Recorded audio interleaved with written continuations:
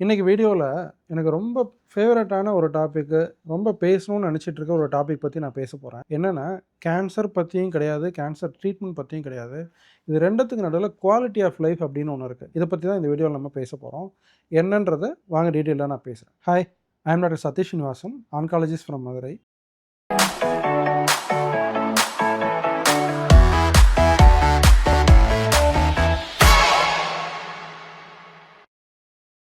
இப்போ 4த் stage cancer பேஷண்ட்ட ஹேண்டில் பண்ற ரிலேட்டிவ்ஸு ஒரு வார்த்தை கேள்விப்பட்டிருப்பாங்க. என்னன்னா, பாலியேட்டிவ் கேர் அப்படின்னு சொல்லி ஒரு வார்த்தைய கேள்விப்பட்டிருப்பாங்க. இந்த வார்த்தைய பத்தி நெறைய பேர் நெறைய விதமான புரிதல் வச்சிருக்காங்க.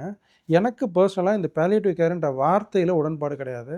So what I prefer to use is quality of life care அப்படின்னு நான் சொல்லுவேன். ஸோ இத தான் இந்த வீடியோல நான் திரும்ப திரும்ப யூஸ் பண்ணுவேன். அது என்னன்றத நீங்க கவனிச்சுக்கோங்க. அதாவது இப்போ ஒரு பேஷண்ட்டுக்கு கேன்சர் டயக்னோஸ் பண்ணியாச்சு, க்யூர் பண்ண முடியும்னு கண்டுபிடிச்சாச்சு, அதுக்கான ட்ரீட்மெண்ட் பத்தி முடிவெடுத்தாச்சு, ட்ரீட்மெண்ட்ட ஆரம்பிச்சாச்சு, ட்ரீட்மெண்ட் பண்றோம். ட்ரீட்மெண்ட் பண்ணி அவர் குணமும் ஆகுறாரு.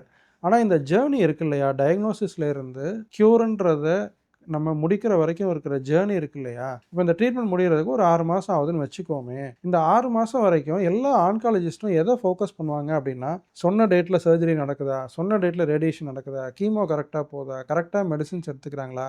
இத பத்தி மட்டும் தான் எல்லா ஆன்காலஜிஸ்ட்டும் யோசிச்சுக்கிட்டே இருப்போம். இந்த குவாலிட்டி ஆஃப் லைஃப்ன்றத பத்தி யோசிக்கிறதுக்கான டைம் ரொம்ப ரொம்ப கம்மி. எதனாலன்னா, அவங்க இத குணப்படுத்துற இதில ஓடிக்கிட்டே இருப்பாங்க. ஆனா பேஷண்ட் என்ன ஃபீல் பண்ணுவாங்க அப்படிங்கிறத யோசிக்கும்போது தான், இது என்ன இந்த குவாலிட்டி ஆஃப் லைஃப்ன்றது உங்களுக்கு புரியும். லெட் அஸ் சே இப்போ உங்களுக்கு ஒரு ட்ரீட்மெண்ட் குடுக்க ஆரம்பிச்சாச்சு. அந்த ட்ரீட்மெண்ட் பண்ணும்போது, அந்த ட்ரீட்மெண்ட் முடிக்கிறது மட்டும் விஷயம் கிடையாதுல்ல. அந்த ட்ரீட்மெண்ட்ட முடிக்கும்போது, நான் எந்த அளவுக்கு அதுக்கு இடையில சிரமப்பட்டுருக்கேன் அப்படின்றதையும் நம்ம யோசிக்கணும்ல. அதாவது அது சைட் எஃபெக்ட்டா இருக்கலாம், இல்ல அலைச்சலா இருக்கலாம், இல்ல பொருளாதார பிரச்சனைகளா இருக்கலாம், இல்ல என்ன பார்த்துக்கிறதுக்கு யாரும் இருக்கா, இல்ல இந்த விஷயங்களா இருக்கலாம். இது எல்லாம் சேர்ந்து தானே ஒரு பேஷண்ட்டுடைய மூடையும், அவங்களுடைய அவுட்லுக்கையும் பாதிக்கும். இத பத்தின விஷயங்கள அட்ரஸ் பண்ணாம, வெறுமனே அந்த ட்ரீட்மெண்ட்ட பத்தி மட்டும் நம்ம அட்ரஸ் பண்ணிட்டு இருந்தோம்னா, எவென்ச்சுவலி அவங்க க்யூர் ஆவாங்க, இல்லன்னு சொல்லல. ஆனா, அந்த இண்டிவிஜுவலுக்கு அது ஒரு ரொம்ப ட்ராமாட்டிக்கான ஒரு எக்ஸ்பீரியன்ஸா மாறும். இத அட்ரஸ் பண்றது தான் இந்த குவாலிட்டி ஆஃப் லைஃப் கேர் அப்படின்றத நான் சொல்ல வரேன். இந்த குவாலிட்டி ஆஃப் லைஃப் கேர்ல என்னென்ன விஷயம் டாக்டர் நீங்க கவனிப்பீங்க அப்படின்னு கேட்டீங்கன்னா, it starts from the patients fear of cancer, fear of treatment, fear of expenses, fear of travel, fear of side effects, fear of losing the loved ones, fear of death. இது எல்லாமே ஒரு பேஷண்ட்டுக்கு இருக்கும். Depending upon the stage, depending upon the family circumstances ஒருத்தருக்கு ஒண்ணு இருக்கலாம், ஒண்ணு இல்லாம போலாம். பட் எல்லாருக்கும் நான் சொன்ன இந்த பயங்கள்ல ஏதாவது சில பயங்கள் கட்டாயமா இருக்கும். அந்த பயங்கள பத்தி அவங்க வெளியில பேசுறதுக்கு ரொம்ப ரொம்ப தயங்குவாங்க. ஏன்னா சுத்தி இருக்கிற ரிலேட்டிவ்ஸ் எல்லாம் எதுல ஃபோக்கஸ்டா இருப்பாங்க? கேன்சர் வந்துருச்சு வா! இத சரி பண்றதுக்கு என்ன பண்ணணும்? ஏது பண்ணணும்? அதுல ஓடிக்கிட்டே இருப்பாங்க. நின்னு உட்கார்ந்து பேஷண்ட் கிட்ட பேசுறதுக்கான டைம் யாருக்கும் இருக்காது. அவங்களோட பயம் என்னன்றத அட்ரஸ் பண்றதுக்கான ஸ்பேஸோ, அதுக்கான மென்டாலிட்டியோ யாருக்கும் அந்த டயத்துல இருக்கிறதுக்கு வாய்ப்பில்ல. இதுல சஃபர் ஆக போறது யாரு அப்படின்னு கேட்டா, அல்டிமேட்டா பேஷண்ட் தான். ஏன்னா, அவங்க இப்ப எவ்வளவோ விஷயங்கள் பேசியிருப்போம். எனக்கு தெரிஞ்ச ஒரு பேஷண்ட்டு, அவங்கள்ட்ட பல விஷயங்கள் பேசி முடிச்ச பிறகு, என்கிட்ட அவங்க ஒரு இன்னசென்ட்டா ஒரு கேள்வி கேட்டாங்க. "டாக்டர் நான் இன்னொரு 15 நாள்ல திருப்பதி போறதுக்கு பிளான் வச்சிருக்கேன். அதுல ஏதாவது பாதிப்பு வருமா?" அப்படின்னு கேட்பாங்க. நம்ம பேஷண்ட்டுக்கு என்ன வேணுன்றத கேட்டிருந்தோம்னா, அவங்க பிளான்லேருந்து ஆரம்பிச்சு நம்ம பிளான சுத்தி நம்ம சொல்லியிருக்க முடியும். இதுதான் அவங்கள பொறுத்தவரைக்கும் குவாலிட்டி ஆஃப் லைஃப். அவங்களுக்கு நீங்க குடுக்குற ட்ரீட்மெண்ட்டு, நீங்க குடுக்குற மருந்து, இது எல்லாத்தையும் விட, அன்னைக்கு நெனச்சபடி அவங்க கோயிலுக்கு முடிஞ்சதுனா தான் அதுதான் அவங்களுக்கு ஹேப்பினஸ். இத அட்ரஸ் பண்றது தான் குவாலிட்டி ஆஃப் லைஃப் அப்படின்றது. அதே மாதிரி இப்போ ஒரு ட்ரீட்மெண்ட் குடுக்குறோம். அந்த ட்ரீட்மெண்ட் குடுக்கும்போது, டாக்டர பொறுத்தவரைக்கும் இது ஒரு சாதாரண சைட் எஃபெக்ட் அப்படின்னு நெனச்சுக்குவாங்க. ஒரு எக்ஸாம்பிள் சொல்றேனே, இப்போ கீமோதெரபி குடுக்கும்போது டேஸ்ட் மாறிடும். இப்ப அந்த டேஸ்ட் மாறுறதுனால என்ன? பரவால்ல உங்களுக்கு தேவைன்னா சாப்பிடுங்க அப்படின்னு தான் ஒரு டாக்டருடைய மைண்ட் யோசிக்கும். ஆனா ஒரு பேஷண்ட்ட பொறுத்தவரைக்கும், எனக்கு புடிச்ச சாப்பாட எடுத்து வாயில வைக்கிறேன். அது பார்க்கறதுக்கு மண்ணு மாரி இருக்கு டேஸ்ட். எனக்கு எப்படி சாப்பிட முடியும்? இதோட எப்படி நான் இன்னும் ஒரு 6 மாசம் இந்த மருந்த போட்டுட்டு இருக்க முடியும்? இப்படின்றது மிகப்பெரிய பிரச்சனையா இருக்கும் பேஷண்ட்டுக்கு.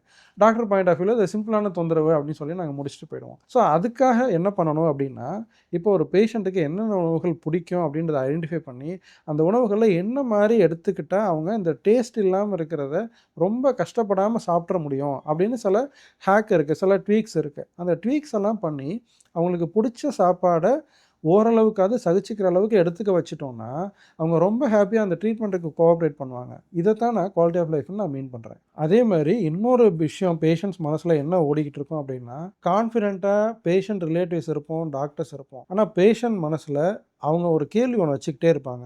சரி இவங்க எல்லா முயற்சியும் பண்றாங்க. நல்லா ஆயிட்டா சந்தோஷம். நல்லா ஆகலைன்னா என்னென்ன? நம்ம குடும்பத்தில யார் யார் சிரமப்படுவா? நான் எதெல்லாம் பார்க்க முடியாம மிஸ் பண்ணுவேன்? இந்த பயம் அவங்க மைண்ட்ல ஓடிக்கிட்டே இருக்கும். ஏன்னா நீங்க ஒரு ஸ்விட்ச் போட்டு நீங்க நல்லாயிருவீங்கன்னு சொன்ன உடனே அவங்க மைண்ட்ல அந்த பயம் ஸ்விட்ச் போட்ட மாரியெல்லாம் போயிறாது.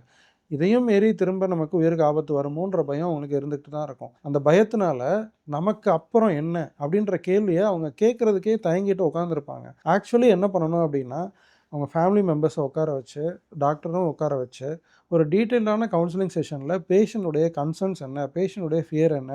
அந்த ஃபியருக்கான ப்ராபபிலிட்டி கம்மியா இருக்கலாம். இது நடக்கிறதுக்கான வாய்ப்புகள் குறைவா இருக்கலாம். ஆனா, இது நடந்தால் என்னங்கிற டிஸ்கஷனையும் நம்ம வச்சுக்கிறது தான் பேஷண்ட்டுக்கு ஒரு பீஸ் ஆஃப் மைண்ட குடுக்கும். அந்த டிஸ்கஷன் முடிச்சு அத தெளிவா ஆக்கியாச்சுன்னா, பேஷண்ட் அதுக்கப்புறம் ரொம்ப ஹேப்பியா அந்த ட்ரீட்மெண்ட் அவங்களால எடுத்துக்க முடியும்.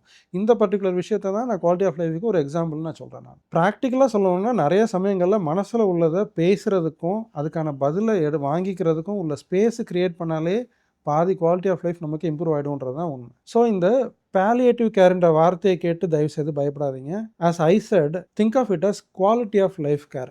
உங்களுக்கு ஒரு சிம்பிளா எக்ஸாம்பிளா நான் புரிய வைக்கணும் அப்படின்னு சொன்னீங்கன்னா, இப்போ கேன்சர் ட்ரீட்மெண்ட் அப்படின்றது ஒரு வண்டியோட இன்ஜின், ஒரு காரோடைய இன்ஜின் அப்படின்னு மைண்ட்ல வச்சுக்கோங்க. இந்த குவாலிட்டி ஆஃப் லைஃப் கேர்ன்றது அந்த கார்ல நீங்க டிரைவ் பண்றதுக்கு உள்ள கன்வீனியன்ஸஸ். அதாவது இப்போ ஒரு ஏசி போட்டுட்டு போறதா இருக்கட்டும், ஒரு சன் ஃபிலிம் போட்டுட்டு போறதா இருக்கட்டும்.